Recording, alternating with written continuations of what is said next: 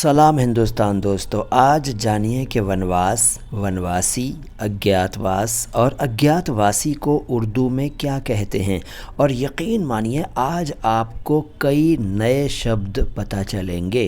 Video बहुत लंबा नहीं है, ध्यान से देखिए, ध्यान से सुनिए और अपना शब्द ज्ञान बढ़ाइए, शब्द शक्ति बढ़ाइए। लेकिन शब्दों का सिलसिला शुरू करने से पहले जल्दी से बता दूं कि मैं मोइन शमसी हूँ और ये चैनल है उर्दू और हिंदी दोनों भाषाओं के शब्दों के शुद्ध उच्चारण को एक साथ समर्पित अपनी तरह का एकमात्र channel my Hindi my Urdu. वनवास, वनवास का मतलब है वन में रहना, ये तो आप जानते होंगे, लेकिन इसको उर्दू में क्या कहते हैं। देखिए उर्दू में इसके लिए कई शब्द हैं। एक है सहरा नशीनी, एक है बयाबां नशीनी और एक है दश्त नशीनी और जंगल नशीनी भी कह सकते हैं। वैसे सहरा का मतलब जंगल तो होता ही है, लेकिन मरुस्थल यानी रेगिस्तान भी होता है। और बयाबां का मतलब जंगल तो होता ही है, लेकिन उजाड़, वीराना वगैरह भी इसके अर्थ हैं। दश्त जो है वो भी जंगल को भी कहते हैं और एकांत जगह को, जहाँ कोई ना हो, जहाँ वीरानगी हो, उसे दश्त भी कहते हैं। अच्छा, ये दश्त है, दस्त नहीं है। देखो दस्त मत कह देना, दस्त वो है जो पेट ख़राब हो जाता है तो लग जाते हैं दस्त। और इसके अलावा दस्त हाथ को भी कहते हैं, फ़ारसी में भी और उर्दू में भी दस्त। ठीक है, तो ये दश्त है। अच्छा, तो मैं इसका एग्ज़ाम्पल बताऊं, बल्कि कई एग्ज़ाम्पल्स बता देता हूं। देखिए, श्री रामचंद्र जी ने वनवास स्वीकार कर लिया था। ये तो हिंदी में एक सेंटेंस हो गया। इसको उर्दू में कहेंगे तो इस तरह से होगा कि श्री रामचंद्र जी ने सहरा नशीनी कबूल कर ली थी, या श्री रामचंद्र जी ने बयाबां नशीनी कबूल कर ली थी, या श्री रामचंद्र जी ने जंगल नशीनी कबूल कर ली थी। तो ये हुआ वनवास का ज़िक्र। अब वनवासी, वनवासी का मतलब है बयाबां नशीं या बयाबां नशीन, सहरा नशीं या सहरा नशीन, दश्त नशीं या दश्त नशीन और जंगल नशीं या जंगल नशीन। अच्छा, ये मैंने जितने भी शब्दों में ई बोला है ना, तो वो बिंदु के साथ है, नशी नहीं है, नशी, शी नेज़ल साउंड है, नशीन है, उसको नशी भी लिख सकते हैं। तो ये हुआ वनवासी का जिक्र, लेकिन अभी अधूरा है, आगे सुनिए।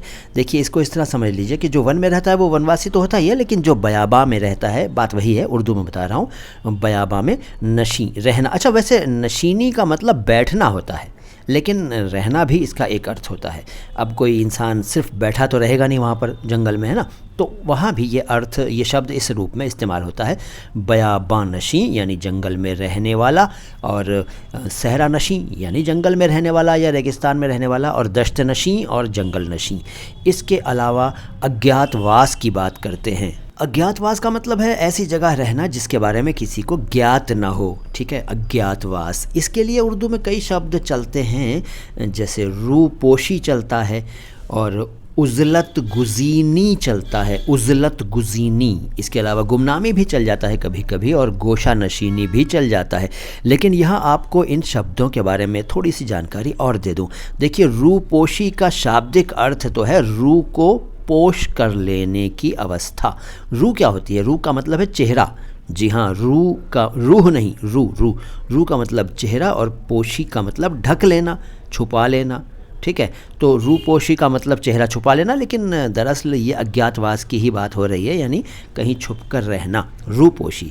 और उज़लत गुज़ीनी मैंने आपको एक शब्द बताया। और गुमनामी, वैसे तो गुमनामी का दूसरा अर्थ चलता है आमतौर पर, लेकिन ये अर्थ भी है इसका।